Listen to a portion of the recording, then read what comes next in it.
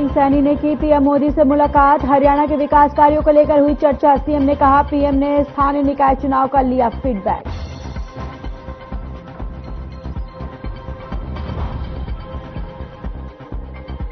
फरीदाबाद नगर निगम चुनाव प्रचार में पहुंचे सांसद दीपेंद्र हुड्डा। वार्ड नंबर 1 में आयोजित जनसभा को किया संबोधित। कहा जल्द ही नेता प्रतिपक्ष पर भी आला कमान लेगा फैसला।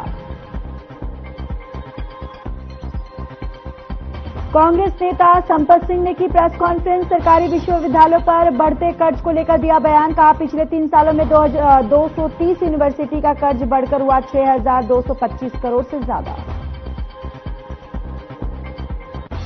और कैथल के पुंडरी में नकाबपोश बदमाशों का आतंक। एक दुकान पर ताबड़तोड़ गोलियां चलाकर बदमाश हुए फरार। सीसीटीवी की मदद से बदमाशों की तलाश में जुटी पुलिस।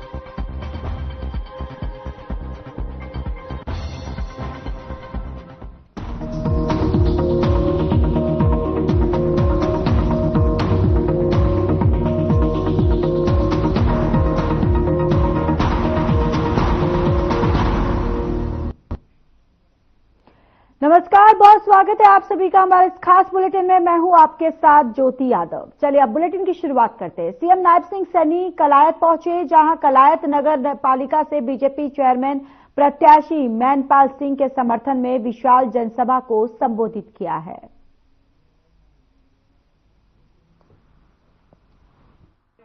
इतनी भारी संख्या में आज हमारे बुजुर्ग, मातृशक्ति, मेरे युवा साथी आज जिनको भारतीय जनता पार्टी ने कमल का फूल दे करके आप सबका आशीर्वाद लेने के लिए आपके बीच में भेजा है, ऐसे हमारे लोकप्रिय प्रत्याशी मैनपाल राणा जी, जोरदार ताड़ियां बजा करके मैनपाल जी को अपना आशीर्वाद दीजिए।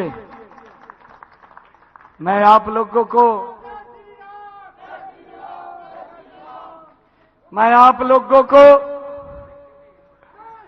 दोनों हाथ जोड़ करके प्रणाम करता हूं, राम राम करता हूं।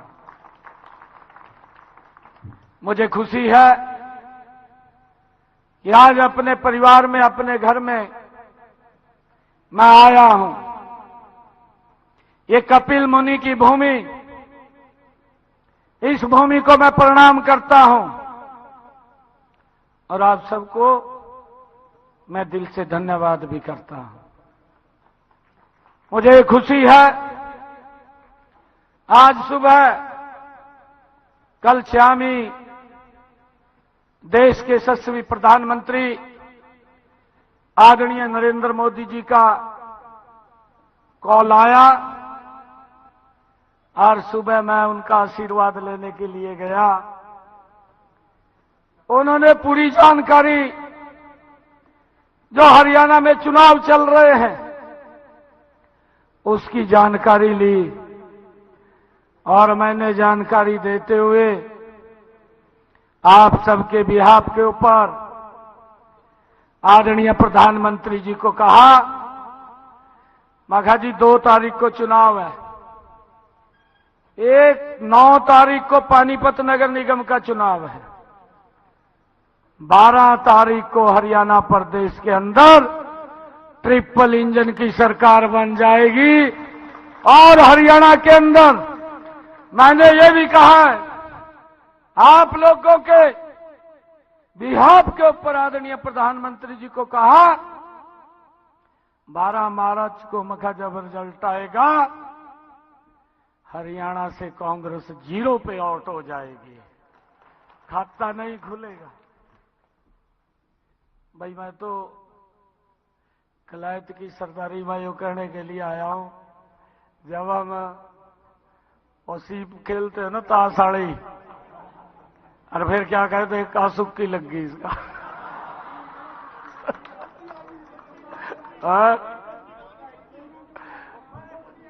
अच्छा खोती लग गया सुक्की कर दो। भाइयों, मैं एक बात आप लोगों को कहना चाहता हूं। आप यहां से 2 तारीख को अपना एक एक वोट कमल के बटन को दबा करके मैनपाल जी को विजय कर दीजिए। विकास की गारंटी आपके बेटे की है, कलायत में कोई कमी नहीं हम छोड़ेंगे, कोई कमी नहीं छोड़ेंगे, डट करके काम करेंगे। पैसे की भी कमी नहीं है, कोई नहीं।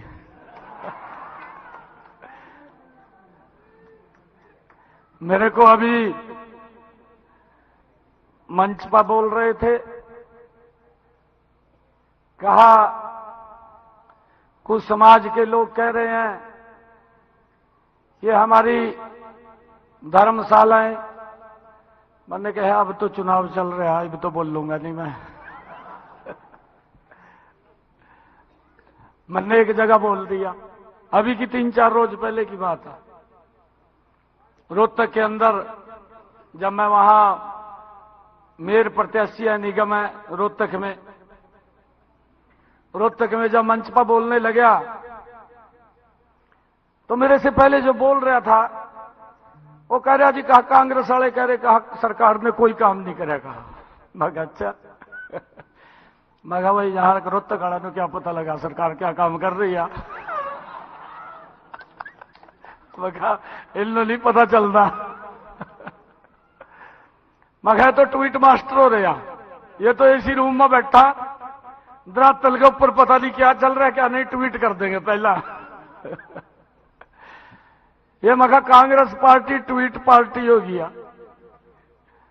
तो कहने लगा जी कहा कोई काम नहीं करे। मैं कहा भाई ऐसा तो नहीं, मगर 100 दिन हमारी सरकार ने पूरे करे, हमने 240 संकल्प लिए, मात्र 100 दिन के अंदर इस गति से आपके बेटे भाई ने काम किया है कि 18 वायदे जो महत्वपूर्ण वायदे थे जिसका लाभ मेरे हरियाणा प्रदेश के लोगों को मिला है, 18 वायदे पूरे किए हैं और 10 वायदे जल्दी ही उसमें और जुड़ जाएंगे जिनकी आर्थिक और प्रशासनिक अप्रूवल आनी बाकी है।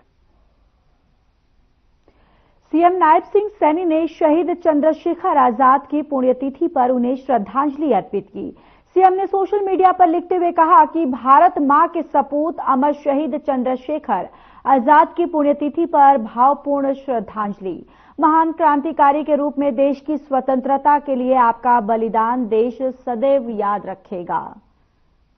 तो शहीद चंद्रशेखर आजाद की पुण्यतिथि थी जिस पर सीएम नायब सिंह सैनी ने उनको श्रद्धांजलि दी और इस दौरान नायब सिंह सैनी ने कहा कि आपका जो बलिदान है उसे सदैव पूरा देश जो है वो याद रखेगा।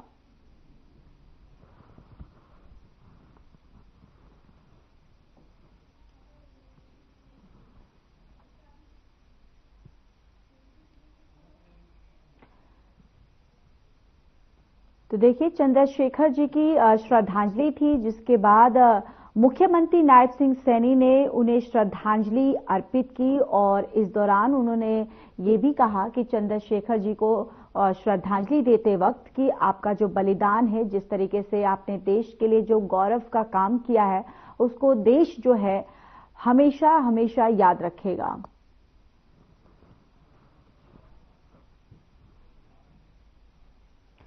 खबर रेवाड़ी से है जहां देर रात शराब ठेके के बाहर महिलाओं ने हंगामा किया। महिलाओं ने शराब ठेके को बंद कराने को लेकर हंगामा किया और हंगामे को देखते हुए मौके पर पहुंची पुलिस ने ठेके के शटर बंद कराए। कॉलोनी निवासी ने इस मामले पर कहा कि यहां शराब के ठेके पर हर दिन लड़ाई झगड़ा होता है। लड़ाई झगड़े की वजह से स्कूल जाने वाले छात्राओं को भी परेशानी होती है। मंदिर जाने वाली महिलाओं पर भी शराबी तंज कसते हैं। बताते चले कि कॉलोनी में एक युवक को सेल्समैन द्वारा ठेके के अंदर पीटे जाने पर हंगामा जो है वो शुरू हो गया और आपको बताते चले कि शराब ठेके के बाहर ये महिलाओं ने हंगामा किया और शराब ठेके बंद कराने को लेकर हंगामा किया गया है। महिलाओं की यहां पर मांग थी कि शराब ठेके को बंद कराया जाए क्योंकि यहां पर लोग जो है जो शराबी जो है वो आते हैं और महिलाओं पे भी तंज कसते हैं, जिस वजह से यहां पर महिलाओं ने आक्रोश व्यक्त किया। महिलाओं ने मांग की कि इस ठेके को बंद किया जाए।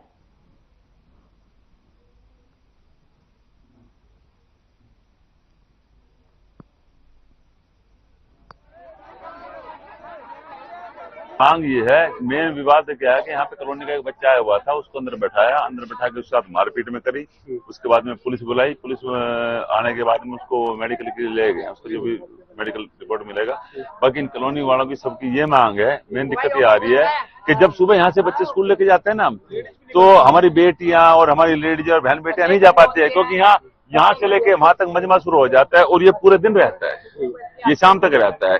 हमें सबसे बड़ी दिक्कत ये आती है कि हम अपने बच्चों के लिए, हमारे लिए यही गली, हम कहाँ से निकाले बच्चे। मेरा जेठ को छोरा आया था, वो बोतल लेता होएगा, वो यूं बोला कैसा मैं बाहर न ले, ठेके वालों बोले भीतर आ जा, छोरो भीतर चलेगा, भीतर से ताला बंद करके छोरो लठन से मार, दूसरे की छत पकड़ कूद दो, बोले यो बात है भाई। अब वो तो तड़के मार कर गिर जाता, ये तो मोहल्ले के न रुक के दे तो छोरा ने खत्म कर जाता है।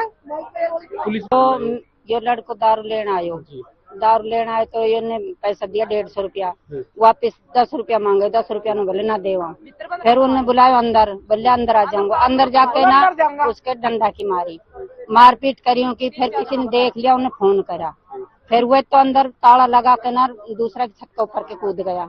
अब ये ठेका बंद होना चाहिए भाई, हमें पर ठेका से परेशान है। इस तरीके की लड़ाई झगड़ा दारू को लेकर के इनका कोई आपस में झगड़ा हुआ सेल्समैन का, और इसमें जी तो उसने भी इसको अंदर कर लिया जी। ये कुछ मैटर बाकी तफ्तीश कर लिया, बाकी मेरे सामने पहला मामला आया जी इस तरह की लड़ाई झगड़े का यहाँ का। ठेके पे ताला भी लगा दिया गया, इसीलिए बंद करवाया, पब्लिक ज्यादा थी, भीड़ ज्यादा हो रही थी। ठीक है, भाइयों के हवाले कर दिए, पढ़ करके लड़के का मेडिकल करा के। चलिए खबरों में आगे बढ़ते हैं। जुलाना के फतेहगढ़ गांव में शराब के ठेके पर काम कर रहे करिंदे ने जुलाना पुलिस से में शिकायत दी है। शराब के ठेके पर काम कर रहे कारिंदे ने बताई कि रात को 4 नकाबपोश युवकों ने लात मारकर ठेके का गेट जो है वो तोड़ दिया और अंदर घुस गए। अंदर आने के बाद उनमें से एक युवक ने बंदूक दिखाई और कहा कि एक साइड में बैठे जाओ। कारिंदे को एक साइड में बैठकर ठेके में से 31 शराब की पेटियां और गले में रखे 27,000 रुपए, सीसीटीवी का डीवीआर भी अपने साथ जो है वो लेकर गए हैं। तो यानी यहां पर शराब के ठेके पर लूट की गई है, जहां पर 4 नकाबपोश बदमाशों ने ये लूट की है, जहां पर 31 शराब की पेटी और 27,000 की लूट की गई है। जिसके बाद देखिए अब यहां पर पूरा मामला जो है वो पुलिस ने दर्ज कर लिया है और अब इस पे जो भी कार्रवाई है वो की जाएगी। ठेका है यहाँ पे फतेहपुर छलने, यहाँ लगभग 1-1:30 रात को मैं सो रहा था। पहले इधर को मोरी है ना जो यहाँ को आवाज लगाई ने दारू चाहिए, मैंने कहा अब टाइम है वो भी देखते हैं। उसी की लात मार लेट रहा था मैं, लेट गई गली 4 आदमी थे, सीधे अंदर आ गए, बस ये इसमें पड़े लेट गए थे। अच्छा, पर मेरे को बंदूक दिखाई है कि नहीं, वो आप उस पर करके फिर वो किचन में बैठ गया, सब लूट के ले गए। कौन सी गाड़ी थी? ये लंबी थी जी। तो इसके बाद आपने क्या किया फिर मैं वो खेत में 1-1.5 घंटे बाद खेत में पानी देने वाला था कोई, उस पर 12 कुंडा खुलवाया, कुंडा लाके चले गए थे। कितना माल ले गए? वो ले गए जी 30-31 पेटी ले गए, 27,000 कुछ कैश ले गए। फतेहगढ़ गांव के क्षेत्र में ठेका रोड के ऊपर है, उसमें वारदात हुई है। नाकाबपोश आदमी थे, व्यक्ति थे 4, गाड़ी की हंडवतारी उनके पास थी, नंबरों का पता नहीं लगा है। उसमें से कंधे को आगे कुंडा लगा के चले गए थे, कोई इंजरी वगैरह है नहीं। और हम तलाश कर रहे हैं सीसीटीवी कैमरे के लिए। मैं भी मौके पर पहुंचा था, ERB भी थी, टीम पूरी गठित की गई है। जल्द से जल्द इनको गिरफ्तार किया जाएगा, पता लगाकर कोशिश कर रहे हैं। उनके डंपर भी उठाए गए हैं और उनको जल्द से जल्द पकड़ा जाता है। सर किस तरह की लूट हुई है, शराब या कैसे? इसमें कुछ नकदी करेंसी 27,000 रुपये बता रहे हैं, 31 पेटी। चलिए खबरों में आगे बढ़ते। कांग्रेस सांसद दीपेंद्र हुड्डा फरीदाबाद पहुंचे, जहां उन्होंने नगर निगम चुनाव के लिए वार्ड नंबर 1 से कांग्रेस प्रत्याशी मुकेश हेतराम डागर के समर्थन में प्रचार किया। इस दौरान जहां उन्होंने लोगों से पार्टी प्रत्याशी के समर्थन में वोट की अपील की, तो वहीं दूसरी तरफ बीजेपी सरकार पर जमकर निशाना भी साधा। साथ ही उन्होंने नेता प्रतिपक्ष को लेकर कहा कि जल्द ही आलाकमान इसे लेकर फैसला करेगा और जो भी फैसला शीर्ष नेतृत्व लेगा वो सभी को मान्य होगा।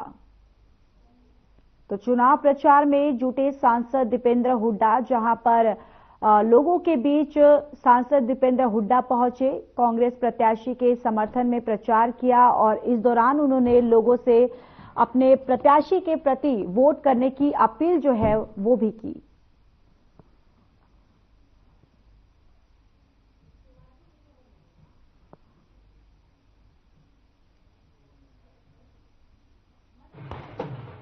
आशीर्वाद लेकर मंच पर पहुंचे। फरीदाबाद की दुर्दशा के लिए कोई जिम्मेदार है तो ये ट्रिपल इंजन जिम्मेदार है। बदहाली और दुर्दशा के लिए और फरीदाबाद में निगम से लेकर सारे सरकारी महकमों के में व्यापक भ्रष्टाचार के लिए अगर कोई जिम्मेदार है तो भाजपा का ट्रिपल इंजन जिम्मेदार है। आज फरीदाबाद में ना सफाई व्यवस्था, ना फरीदाबाद में सीवरेज की व्यवस्था, ना पीने के पानी की अच्छी व्यवस्था, ना सड़कों की बदहाली आप देखो।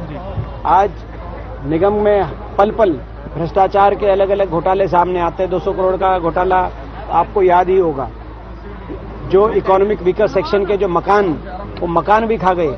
मकान का घोटाला भी हमारे उदय भान जी ने, प्रदेश अध्यक्ष जी ने सबके सामने, आपके सामने रखा ही था। हमारे राष्ट्रीय नेता है।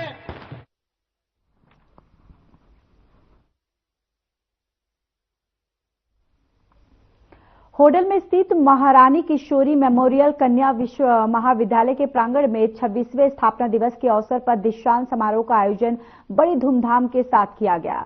कार्यक्रम का शुभारंभ महाविद्यालय के अध्यक्ष बिरमा देवी, सीईओ डॉक्टर उत्तमा सिंह, कॉलेज की प्राचार्य डॉक्टर गार्गी शर्मा, प्राचार्य पूनम भार्गव सहित कई गणमान्य लोगों की तरफ से मां सरस्वती के समक्ष दीप प्रज्वलित कर किया गया।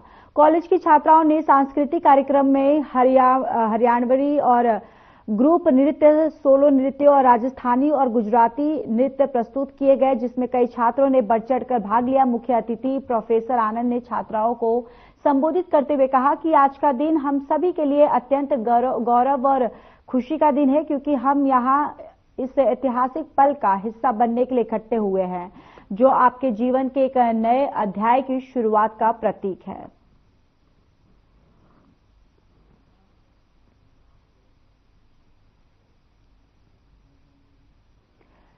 तो देखिए, कन्या महाविद्यालय में आयोजन जो है, यहाँ पर कार्यक्रम का आयोजन किया गया और 26वें स्थापना दिवस पर दरअसल दीक्षांत समारोह का आयोजन किया गया। और देखिए, यहाँ पर तस्वीरों में भी आप देख सकते हैं किस तरीके से यहाँ पर छात्राएं जो हैं और छात्र छात्राएं एकत्रित हुए। इसके साथ ही यहाँ पर रंगारंग कार्यक्रम का भी आयोजन किया गया था। छात्राओं ने रंगारंग कार्यक्रम प्रस्तुत किए हैं।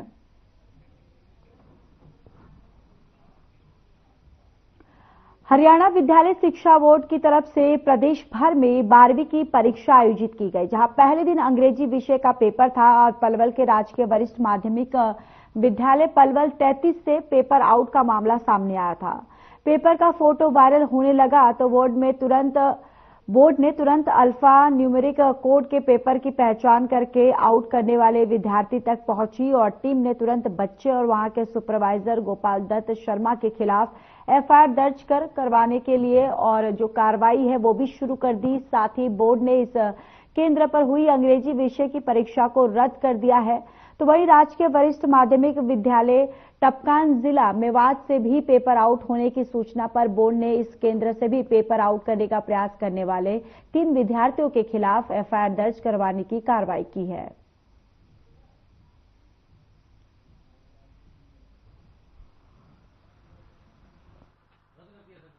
आज हमारा हरियाणा विद्यालय शिक्षा बोर्ड का इंग्लिश सब्जेक्ट +2 का पेपर था। बड़ी शांतिपूर्वक सभी परीक्षा केंद्रों से शांतिप्रिय रहा। केवल एक पलवल में परीक्षा केंद्र Palwal 33 government senior secondary school, वहां पे एक बच्चे के पेपर आउट की सूचना मिली थी। बोर्ड द्वारा जल्दी ही उस पर कार्रवाई करने के लिए टीम गई। वहां पर हमारे वेदपाल जी मलिक थे, उन्होंने जांच की। वहां पर उसका कोड था, उसको ट्रेस किया गया और बच्चे के खिलाफ वह टीचर सोमदत्त जो है शर्मा टीजीटी, उसके खिलाफ एफआईआर की कार्रवाई चालू कर दी है। ठीक है जी। और इस परीक्षा के अंदर का पेपर आज का रद्द की कार्रवाई शुरू हो गई है।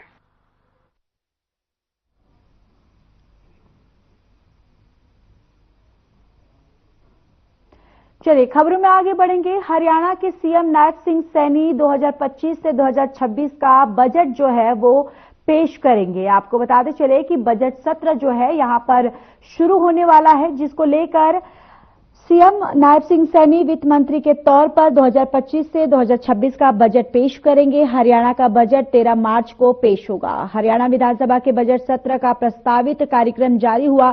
7 मार्च को राज्यपाल के अभिभाषण के साथ बजट सत्र शुरू होगा। बजट सत्र की अवधि 7 मार्च से 25 मार्च तक रहेगी। बजट सत्र के प्रस्तावित कार्यक्रम में 9 सीटिंग रखी गई है। बजट सत्र की अवधि पर अंतिम फैसला बिजनेस एडवाइजरी यानी कि बीएससी की बैठक में होगा। तो हरियाणा 2025 से 2026 का बजट सत्र जो है उसकी शुरुआत होने वाली है। और देखिए ये बजट सत्र जो है इसकी शुरुआत होने के बाद 13 मार्च को बजट पेश होगा और सीएम नायब सिंह सैनी जो है वो वित्त मंत्री के तौर पर बजट पेश करेंगे। 7 मार्च को राज्यपाल अभिभाषण करेंगे, जिसके बाद ये बजट सत्र जो है वो शुरू होगा और 13 मार्च को बजट जो है हरियाणा का वो पेश किया जाएगा और सीएम नायब सिंह सैनी जो है वो वित्त मंत्री के तौर पर बजट जो है वो पेश करेंगे।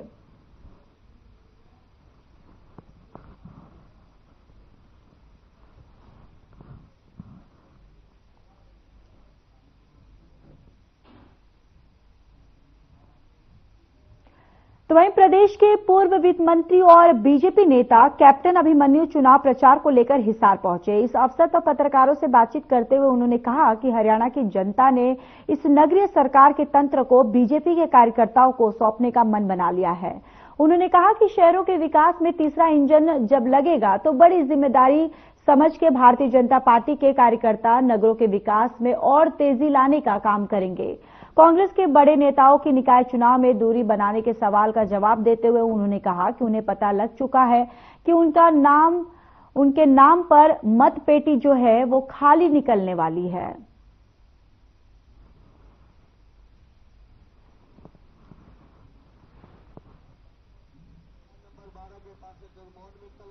पूरे हरियाणा प्रदेश में जो नगर निगम के चुनाव और नगर परिषद के और नगर पालिका के चुनाव हो रहे हैं और भारतीय जनता पार्टी जहां जहां सिंबल पर चुनाव लड़ रही है या कहीं भारतीय जनता पार्टी के कार्यकर्ता बिना सिंबल के भी चुनाव लड़ रहे हैं, हरियाणा की जनता का एक आवाज बड़ी स्पष्ट तौर पर बड़ी मजबूती से हरियाणा के कोने कोने से वह सुनाई दे रही है कि हरियाणा की जनता ने इस नगरीय सरकार के तंत्र को भाजपा के कार्यकर्ताओं को सेवा करने के लिए सौंपने का निर्णय कर लिया है। जो नगरीय शासन की जो सरकार है, जो ट्रिपल इंजन जिसको हम कहते हैं। हरियाणा के मुख्य सचिव अनुराग रस्तोगी ने आदेश जारी किया। बताते चले कि मंत्री परिषद के विचार के लिए ज्ञापन समय पर प्रस्तुत करने के निर्देश जारी किए गए। सीएस ने सभी प्रशासकीय सचिव को ये आदेश जारी किए हैं। आदेश में लिखा है कि मंत्री परिषद की बैठक से 72 घंटे ज्ञापन मंत्रिमंडल शाखा में भेजा जाना सुनिश्चित किया जाए। और ये आदेश देखिए मुख्य सचिव ने जारी किया है और ये आदेश जो है, ये पत्र जो है आपको दिखा रहे जहां पर मंत्री परिषद के विचार ज्ञापन पर निर्देश दिया गया है। कुरुक्षेत्र पुलिस की अपराध शाखा टीम ने ब्लाइंड मर्डर की गुत्थी सुलझाते हुए हत्या आरोपी को गिरफ्तार किया। अपराध अन्वेषण शाखा 1 की टीम ने ब्लाइंड मर्डर की गुत्थी सुलझाते हुए हत्या करने के आरोपी सूरज उर्फ गोलू वासी और जेलदार कॉलोनी शाहबाद जिला कुरुक्षेत्र को गिरफ्तार करने में सफलता हासिल की है।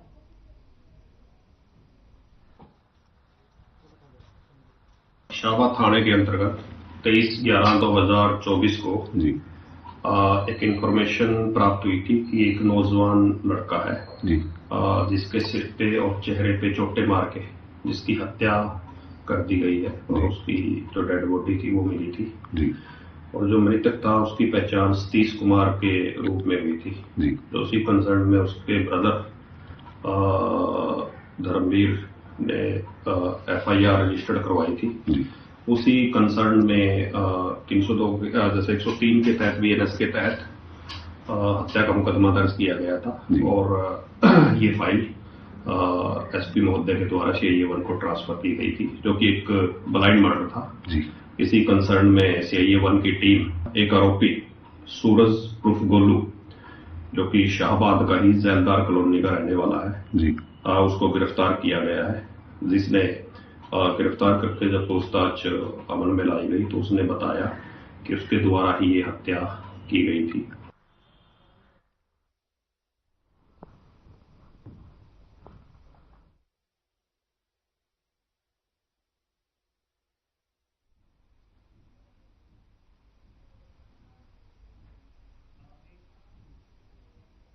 चलिए, बुलेटिन में मेरे साथ बस इतना ही, लेकिन अब वक्त हो चुका है आपके खास कार्यक्रम का, डॉक्टर राकेश गुप्ता के साथ हमारे खास कार्यक्रम प्लस माइनस का। नमस्कार दोस्तों, आजकल नई दिल्ली